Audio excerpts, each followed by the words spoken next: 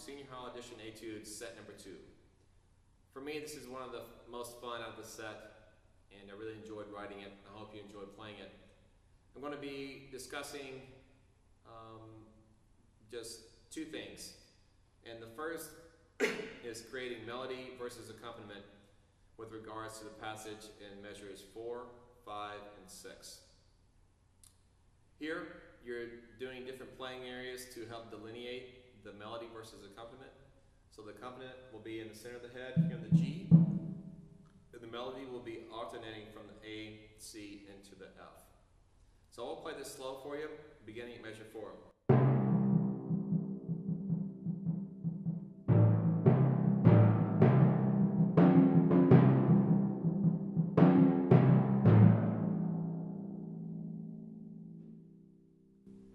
So a couple of things that can assist is, one is to maybe use a little more of the back of your hand to help keep the stick down here.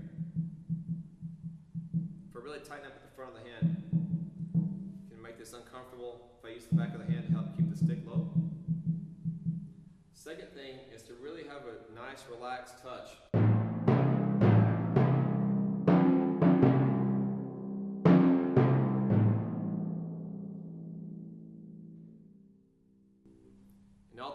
They are marked with accents.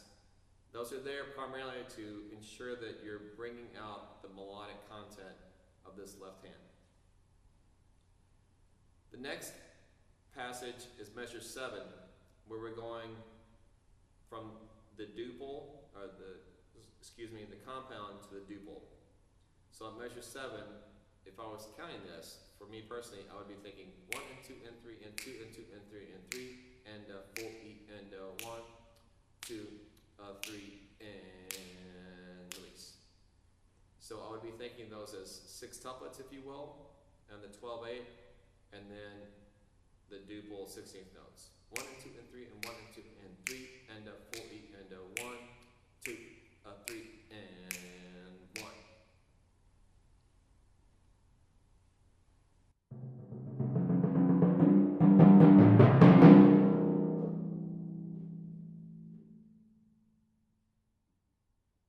Next, we'll be discussing the mallet portion for the Senior High Audition Etudes Set 2. There are 2 items we're going to discuss.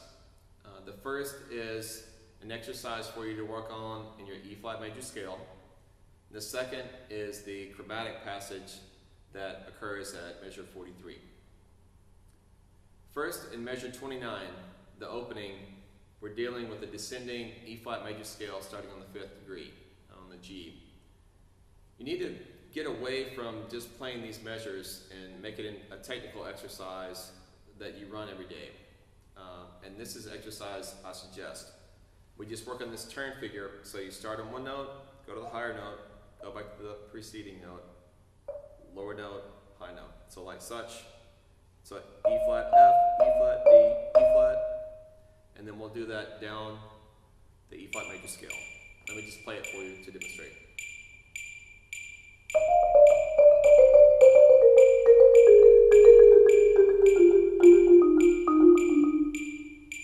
Or you can do it in groups of 2s.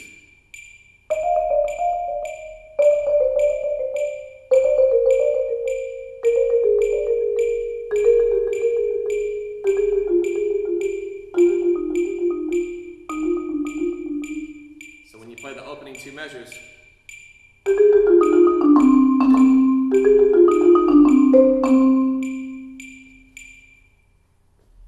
you've already done that technical exercise to facilitate that, so you understand the motion, and you've already worked those exercises. Next is measure 43, which is essentially very straightforward, kind of a no-brainer, doing a hand-separate approach, and then putting them together. As such.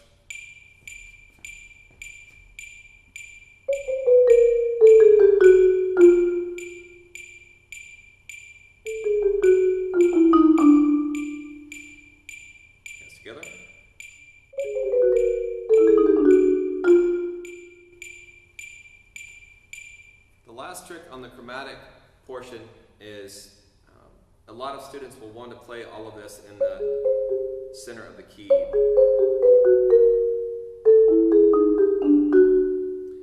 think if you can move this to the very edge, that it will help simply because of line of sight, that I'm going to be able to see the keys much easier. If I'm having to switch my visual area from the center to the center, there's going to be a lot of motion, and I think if I can restrict that area by using the edge of the black keys and using my traditional playing areas on the right keys, the white keys rather, that will help with precision. Next is the Senior High Audition Etude Set number 2. I'll be discussing a few things here with regards to the snare drum excerpt. The first is measure 49, the very first measure. We have a lot of information here in this bar. First of all, it's very delicate. It's very soft. Second thing is you gotta have a consistent drag, and you gotta have a great sounding drag rather, and flam. So first, I urge anyone that I teach, all my students, is to work on your soft playing with actually doing press strokes. Let me turn the metronome, make sure at 140. And then when I take the press out, I find that I can have really good control and make sure that I have good snare response. Our tendency on soft playing is to really slow down the stick. And what can happen, especially at a softer dynamic range, is that we may not make contact with the surface of the head, or we may not activate the snares, or we may just simply miss the drum. So that's one thing to work on, is getting control of the soft dynamics. Is 2, before you play, you can set your sticks up on the head, so you're training your brain where the surface of the drum is, and bring it in. So 1, 2, 3, 4. So you have that, you've trained your brain where the surface of the drum is. You can relax your shoulders a little bit to play these ornaments. The second thing in this measure, measure 49, is that the second beat, I would do a right, left, left, right sticking for this 4-stroke drag figure. So I'm thinking of it on an 8th note triplet. So if we started on measure 1 at this tempo, 1, 2, 3, 1, 2, 3, 1, 2, 3. And by doing so, rather than playing a dotted 8th and a 16th like this, 1, E, N, 1, I find that it allows me to be more consistent. Instead of, so they are alternated between the 8th note triplet bass and the dotted 8th, 16th bass. So you can experiment with which one works for you, but I would ask that you do try the right, left, left, right sticking. In those, please ensure that there is a crescendo. So when I'm thinking that, I'm thinking for our dynamic system, 1, 2, 3, as far as gradation. So it does crescendo to the primary note. The second part to discuss in Etude 2 for the Senior High Audition standard part is measure 53. Let me play this for you. This is measure 53.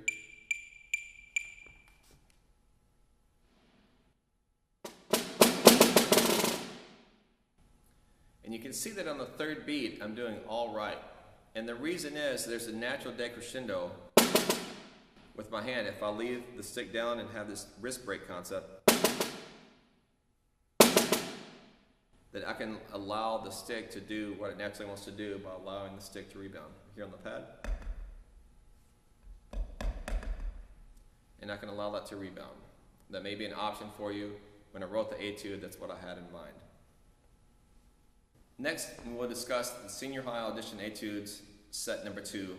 This is the final part of the audition sequence in set 2, and this is playing crash cymbals. For this etude, much like the Junior High set 1, I'm using Meinl 18-inch medium weighted cymbals. I think an equivalent will also work, but I really like these Meinls, and I wouldn't use something too heavy or too thick like a German type cymbal, and the opposite of that, I wouldn't use something too light like a French cymbal. Just kind of a medium cymbal will work well for this etude. We're going to talk about a couple of things, much like the Junior High set 1, in that we're going to work on crescendo crashes. So at the end of the etude, you have crescendo crashes. And for the crescendos, I'm starting what I think of is that the right hand starts,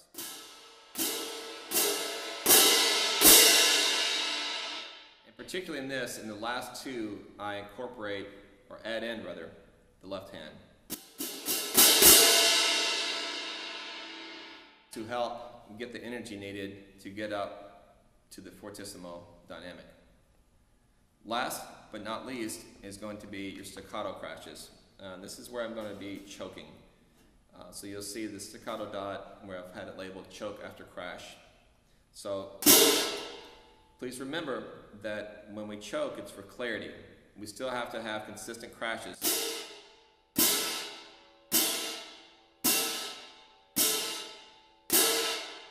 Which we all have to work on day after day.